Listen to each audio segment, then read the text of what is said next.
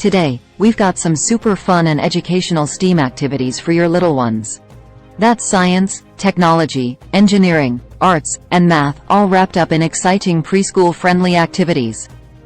Let's dive right in. Our first activity is colorful bubble painting. It's a fantastic way to introduce science and art to your preschooler. Here's what you'll need. Number 1. Non-toxic bubble solution. Number 2. Various colors of washable paint. Number 3. Bubble wands.